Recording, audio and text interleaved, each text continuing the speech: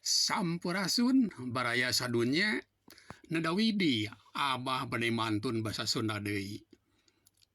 Mantun naon bah? Mantun urang puasa jang. Abah gaduh pantun urang puasa. Yuk urang barandungan. Pantun kahiji, markusa buah markusa paparin ti waningrum. Puasa urang puasa ngeureunnan dahar jeung nginum.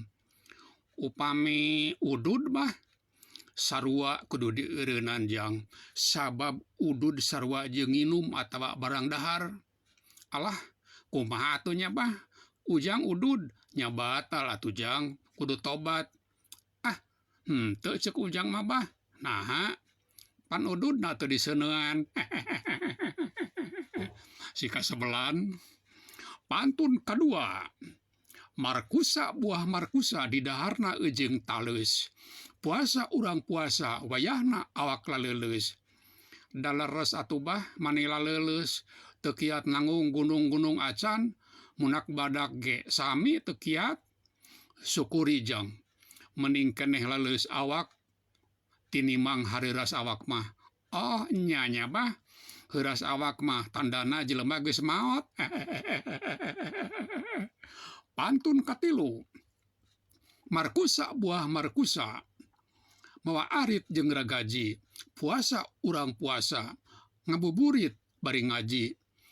Upami bari nongton film nu buligir bah nya teu meunang atuh jang puasana bisa batal. Ceuk ujang mah teu nanaon bah ah. Naha? Da nu buligirna sanes istri tapi ucing.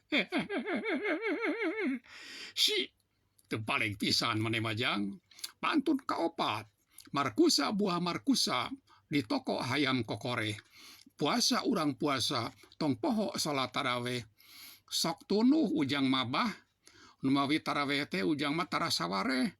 Matakna jang buka puasa teh ulah kokomoan sagala dihuapkeun. Nu wajar we sangkan tujuan pokok ibadah bisa kacumponan.